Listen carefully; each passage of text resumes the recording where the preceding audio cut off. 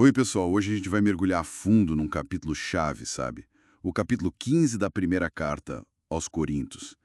É um texto que vai direto ao centro mesmo da fé cristã, a ressurreição. Paulo começa assim, relembrando o básico do evangelho que ele pregou, que Cristo morreu pelos nossos pecados, né? Foi sepultado e o ponto crucial, ressuscitou ao terceiro dia. Tudo conforme as escrituras já apontavam. Ok. Vamos tentar desempacotar isso um pouco. Ele não só afirma, ele traz evidências, né? Menciona as aparições de Cristo ressuscitado e é uma lista assim bem significativa. Primeiro a Pedro, depois aos 12 apóstolos, e aí tem um evento ah, impressionante, uma aparição para mais de 500 irmãos de uma vez. E Paulo faz questão de dizer que muitos ainda estavam vivos na época. Exatamente. E depois ainda para Tiago, para todos os apóstolos de novo e, por último, para ele mesmo, para Paulo. É quase um dossiê de testemunhas, né? Uhum. E o fascinante aqui é como Paulo usa isso para construir a argumentação dele. Ele pega essa base, tipo, factual das aparições e confronta diretamente quem duvidava da ressurreição lá em Corinto. Ele diz, olha, se não existe ressurreição dos mortos, então nem Cristo ressuscitou. Parece simples, mas as implicações. São enormes. Ah, Porque se Cristo não ressuscitou, ele continua. A nossa pregação é inútil, a fé de vocês é vã, vocês ainda estão perdidos nos seus pecados. E pior, aqueles que morreram crendo em Cristo, bom, estariam perdidos para sempre. A fé deles não teria servido para nada. entendi. Não é só mais uma crença, é o pilar. É o pilar fundamental. Sem a ressurreição de Cristo, a fé toda, ela simplesmente ruiria. Não tem como sustentar. É, faz todo sentido. E é aqui que fica realmente interessante. Ele introduz a ideia de Cristo como as primícias dos que dormem. O que significa isso exatamente? Primícias. Representava e garantia que o resto da colheita viria. Então, Paulo faz um paralelo poderoso. Assim como por um homem, Adão, veio a morte para todos, Uhum. por um outro homem, Cristo, vem a ressurreição dos mortos. A ressurreição de Cristo não é um evento isolado só para ele. É o começo, é a garantia, o modelo da nossa própria ressurreição futura para todos que estão ligados a ele. Ele é o primeiro fruto dessa nova humanidade restaurada. Isso leva direto àquela pergunta, né? Que imagino que os coríntios também fizeram. Hum. Como os mortos ressuscitam? Com que tipo de corpo? Exato. E Paulo antecipa isso. Ele usa aquela analogia fantástica da semente.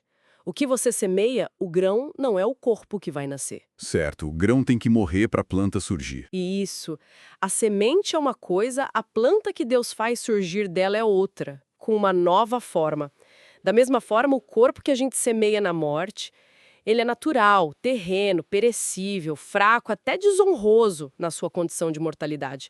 Mas o corpo que Deus nos dará na ressurreição Uhum. será um corpo espiritual.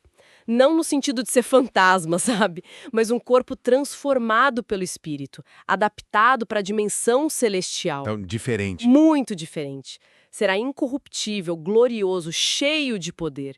Haverá uma continuidade. Seremos nós mesmos, mas também uma transformação radical.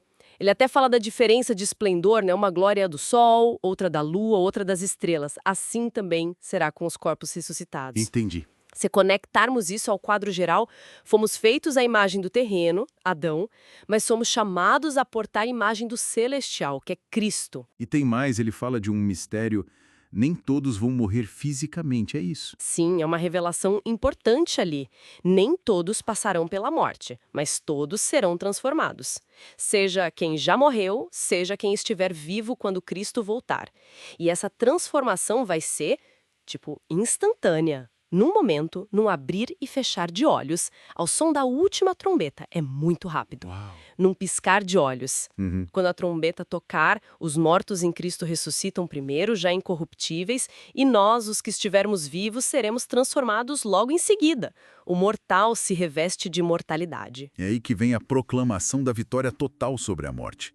Paulo usa até citações do Antigo Testamento, né? Tragada foi a morte pela vitória. E aí ele lança aquele desafio: onde está, ó morte, a tua vitória? Onde está, ó morte, o teu aguilhão? É quase uma provocação triunfal. Exatamente. E ele explica o que era esse aguilhão da morte. O aguilhão, o que dava poder à morte era o pecado, e o que dava força para o pecado era a lei, que o revelava. Mas a conclusão não é de derrota, pelo contrário, é de pura gratidão. Graças a Deus que nos dá a vitória por intermédio de nosso Senhor Jesus Cristo. Ah, claro. A vitória não é nossa, é um presente. Vem por causa de Jesus, por causa da ressurreição dele. Então, no fim das contas, essa certeza toda na ressurreição, nessa vitória final, não é só para a gente ficar tranquilo quanto ao futuro, tem um impacto agora, né? No presente. Precisamente, a ressurreição de Cristo valida tudo. Mostra que Deus cumpre o que promete, que o sacrifício de Jesus valeu a pena, que a nossa esperança não é vazia. É por isso que ele fecha o capítulo com aquela exortação bem prática, sabe? Portanto, meus amados irmãos, sede firmes, inabaláveis, sempre abundantes na obra do Senhor. Sabendo que, no Senhor, o vosso trabalho não é vão. Exatamente isso. A esperança futura dá energia e sentido para o nosso serviço agora. O que a gente faz para Deus não se perde no vazio, porque o futuro que ele garante é real. Então, a mensagem para fechar é essa: firmeza, constância, ação. Tudo baseado nessa esperança sólida. Isso mesmo. E acho que isso nos deixa com uma questão para pensar, né? Se essa é a nossa realidade futura, garantida em Cristo, a transformação, a vitória sobre a morte, como é que essa perspectiva que é radicalmente diferente sobre vida, morte e eternidade, como é que ela deveria, na prática, moldar as nossas prioridades, a forma como a gente encara os problemas, os desafios e como a gente investe nosso tempo e energia hoje, no nosso dia a dia mesmo?